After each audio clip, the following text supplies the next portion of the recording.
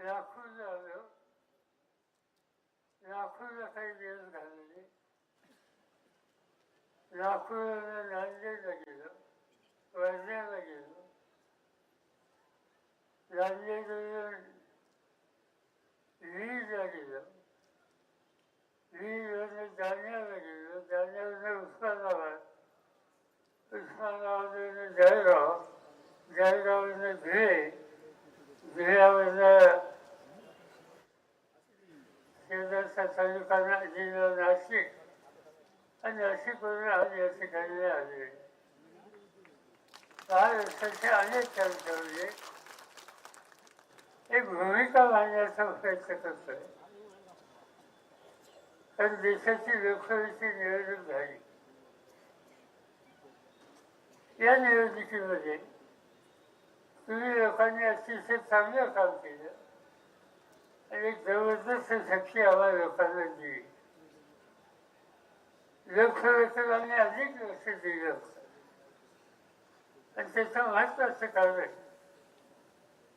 आज या देशाचा कारभार ज्यांच्या हातात आहे, नरेंद्र मोदी, त्यांनी एक वेगळी भूमिका निवडणुकीच्या निमित्ताने घेतली.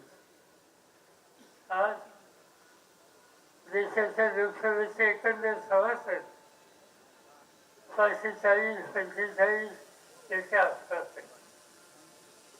देशाचा कारभार चालवायसाठी संसदेमध्ये बहुमत हवं असेल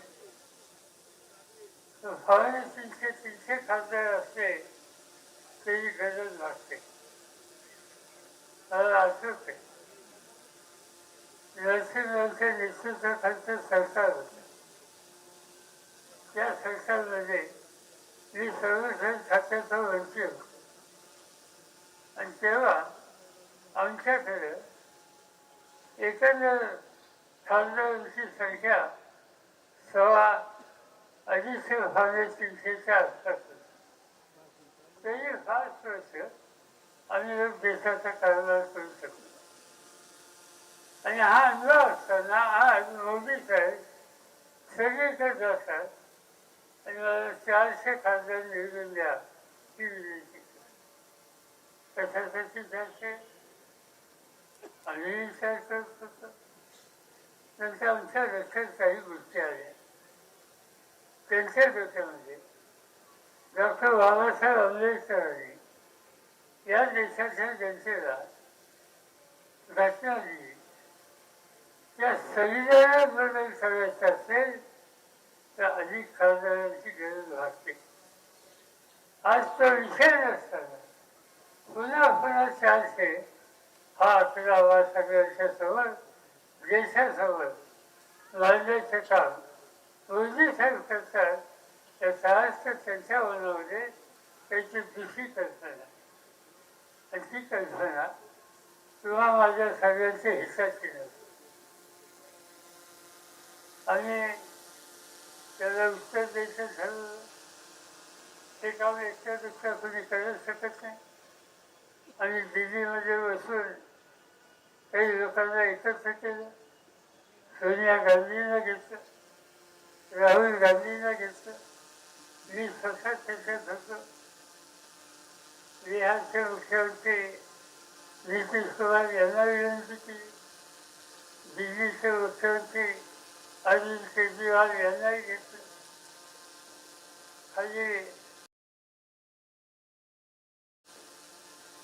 तामिळनाडूचे मुख्यमंत्री होते, केरळचे मुख्यमंत्री होते, अनेक पक्षाचे नेते सुद्धा होते. आणि आम्ही सगळे मिळून एक नवीन संघटन केलं. त्याचं नाव इंडिया देश. आणि आम्ही हा निकाल घेतला की देशाच्या काळात कोणत्यात जाऊ आणि लोकांना सांगू, तुम्हाला या देशाची घटना शिकवायची असेल तर 400चा अभ्यास करणाऱ्या लोकांना त्या 400 आकड्यापासून तुम्ही दूर ठेवलं पाहिजे. आणि आम्ही देशात फिरलो, महाराष्ट्रात फिरलो, तुमच्या गावात चाललो. आणि मला आनंद आहे, तुमचा अभिमान आहे की पुणे जिल्ह्यामध्ये तर या दोन्ही जागा यावेळी सर्वच होतं तेव्हाच्या वर्षांचा विजय केला. डॉक्टर अमोल कोल्हेनं विजय केला. 12 वर्षी मतदारसंघामध्ये सुफिया सुळे यांना आपण निवडून दिलं. आणि हे फक्त इथं नाही, महाराष्ट्रामध्ये 48 जागा आहेत खासदारकीच्या. गेल्या निवडणुकीमध्ये काँग्रेसची 1 जागा आणि राष्ट्रवादीची 4 जागा, इतक्या कमी जागा आमच्याकडे होत्या. पण या निवडणुकीमध्ये 48 पैकी 30-31 जागा तुम्ही लोकांनी निवडून दिल्या आणि एक जबरदस्त शक्ती आम्हाला लोकांच्या हातावर दिली. आणि त्याचा परिणाम आहे मोदी साहेबांना घटना दुरुस्तीचं काम त्यांच्या डोक्यात होतं ते करता आलं नाही. या देशाची संवेदन अवघड लोकांनी त्याचं व्यक्त केलं आहे. आज निवडणूक विधानसभेची 2 वर्षाचं सोडली तर गेले 10 वर्ष या निवडणुकीमध्ये महाराष्ट्राची सत्ता भाजप आली आणि त्यांच्या विचारांच्या हातात. म्हणजे 2 वर्ष कोविडचा काळ होता. त्या काळात उद्धव ठाकरे आणि आम्ही लोक एकत्र आलो, सरकार बनवलं आणि महाराष्ट्राचा कारभार योग्य दिशेवर जाईल त्याची आम्ही लोकांनी काळजी घेतली. दुर्दैवाने आमच्याच्या काही लोकांनी वेगळी भूमिका घेतली. आज महाराष्ट्राचे मुख्यमंत्री एकनाथ शिंदे त्यांचं नाव, ते अनेक वर्ष शिवसेनेचे सहकारी होते आणि एक दिवशी त्यांनी 30-40 खासदार आमदार एकत्र केले आणि शेख बहुजनेला आशावादी केली. आणि नंतर राज्याची सत्ता हातामध्ये घेण्याची भूमिका घेतली. मुख्यमंत्री झाले. काही दिवसांनी अजित पवार त्याच्यात सहभागी झाले. त्यांनी 35-40 आमदार घेतले आणि उद्धव ठाकरेंचे सरकार सत्तेपासून दूर झाले. आज सत्ता या लोकांच्या हातात. म्हणजे गमतीची गोष्ट, काही लोकांच्या चित्राला सरवलं. शिंदेचं सांगायचं झालं तर आजचे मुख्यमंत्री देवेंद्र फडणवीसचं सरकार होतं तर 5 वर्षाच्या काळात शिवसेनेच्या वतीनं तिथं मंत्री होते, उद्धव ठाकरेंच्या मंत्रिमंडळामध्ये मंत्री होते, नंतर स्वतः मुख्यमंत्री झाले, मंत्रीपद राहिले. कोणत्याही मार्गाने सत्ता हातामध्ये ठेवायची तर ते एकच काम या लोकांनी केलं. आज बहुमत त्यांच्याकडे पण निवडणुका आली आणि निवडणुकीमध्ये शेवटी बहुमताचा निर्णय तो कुणाच्या हातामध्ये ठेवायचा हा तुमच्या हातात आहे. आणि ते काम उद्याच्या 20 तारखेला तुम्हाला लोकांना करायचं. आज त्यांच्या लक्षामध्ये आलं की लोकसभेमध्ये जर धक्का बसला आणि म्हणून त्यांनी काही नवीन तालिका हातामध्ये घेतली. पहिला कार्यक्रम त्यांनी घेतला माझी लाडकी बहीण. बहिणीच्या संबंधी आदर व्यक्त केला. माझी काही तक्रार नाही, जरूर करा. कारण गरज कशाची? लाडक्या बहिणीच्या आदराची तिला 110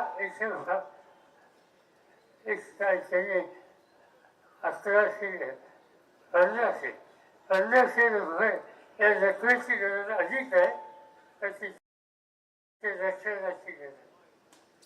माझ्या मते आज तिच्या रक्षणाची गरज. माणसामध्ये गेल्या 8 महिन्यामध्ये 1600 मुलींना त्यांचा अपहरण झालं. कुणी अपहरण केलं हे माहिती नाही, कुणी चौकशीत कुणी सापडलं नाही. तुला सांगू कसे, ठाणे जिल्ह्यामध्ये एका शाळेमध्ये 2 मुलींचा अत्याचार केले गेले. त्याची चौकशी होत होती. ती नंतर झाली, गुन्हेगारांना पकडलं.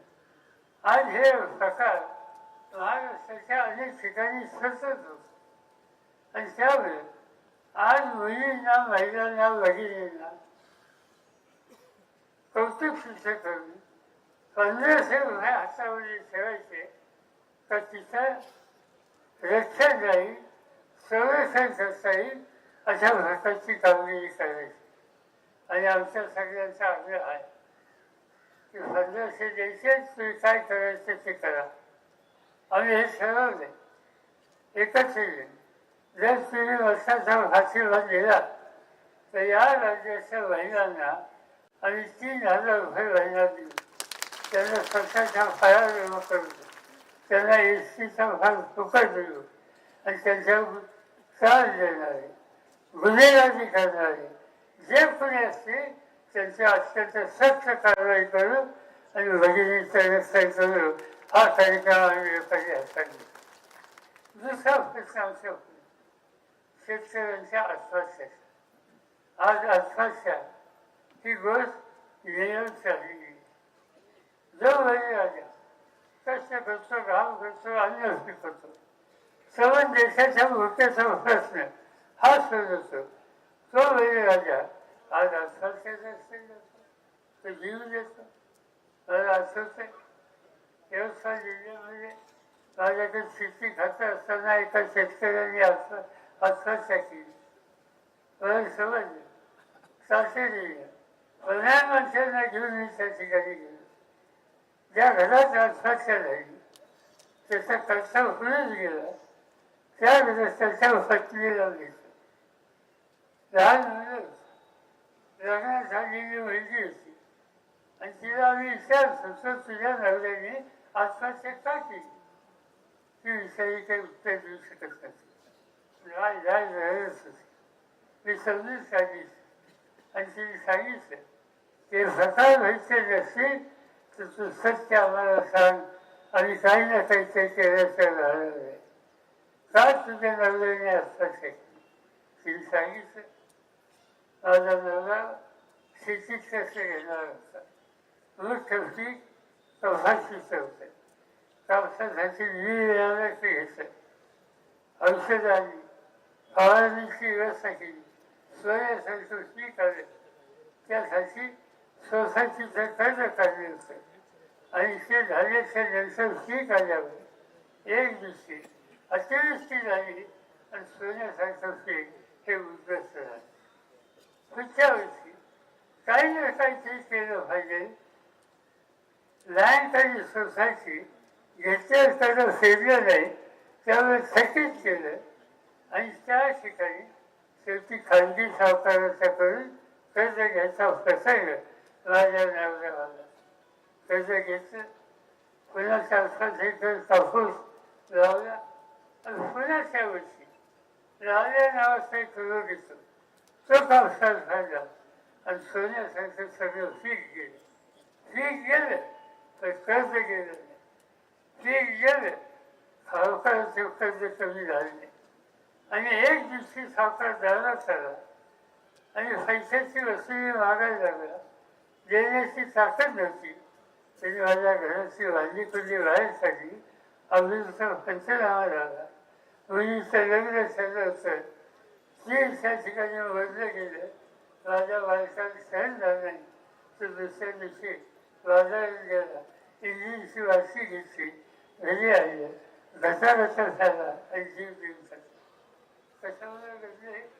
त्याच्या डोक्यावरचं कर्ज फेडण्याची त्याची ताकद राहिली नाही.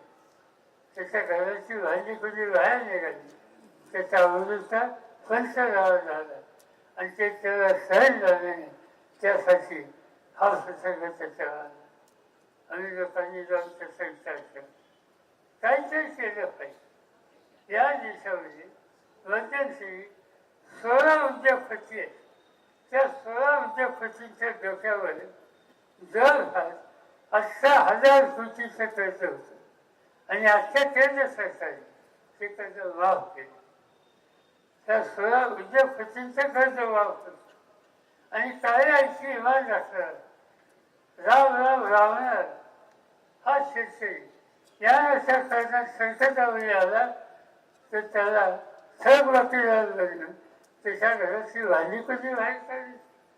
त्याला मदत करायची नाही. पण आजच्या प्रधानमंत्री या बाबतीत दुर्लक्ष करणारे त्यांनी यासाठी काही केले नाही. आम्हाला लोकांच्या असं सत्ता असतात.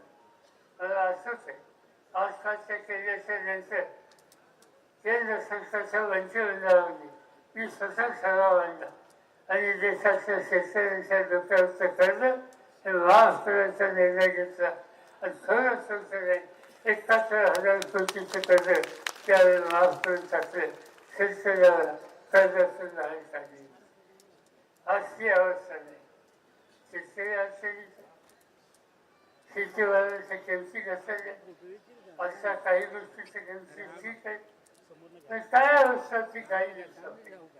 काय असायचं ती आज मी अशी दिली असणार राशन गावला विभागला त्या सगळ्या ठिकाणी कांद्याचं पीक हे अत्यंत महत्वाचं आणि मध्यंतरी कांदा उत्पादक सरकारचा गेला का त्याच्या गावाची किंमत त्याला दिली. आणि या देशामध्ये ज्यांच्या हातात राज्य आहे त्यांना नेहमी एका गोष्टीची चिंता असते, पिकाचं त्याच्या हिताची चिंता त्याला कधी नसते. कांदा निर्यात करायचा निर्णय घेतला तर सरकारने विरोध केला, निर्यातीला बंदी घातली का इथं कांदा वाढेल, त्याची किंमत वाढली. मला असंच आहे की मी ज्या खर्चाचा वर्षी असताना एका वर्षी आणि कांद्याचा निर्यातीला परवानगी दिली. कांद्याचे भाव वाढले. दुसऱ्या दिवशी कांद्याचं अधिवेशन, मी अधिवेशनाला गेलो. शेती खात्याचा मंत्री होता आणि सभागृहात गेल्याच्या नंतर पाहिलं काय गळ्यामध्ये कांद्याच्या माळा घालून भाजपचे खासदार त्या ठिकाणी उभे होते आणि माझ्या विरुद्ध घोषणा देत. घोषणा काय देत होते? सरस पळा, होश पळा, अनाज की कीमत ₹1 रुपये, खाने का खाना मुश्किल हो, खाना पकाना मुश्किल हो गया, होश पळाओ, अनाज की कीमत, प्याज की कीमत कम करो. अशी गमतीची गोष्ट. मला विचारलं अध्यक्षांनी तुमचं म्हणणं काय?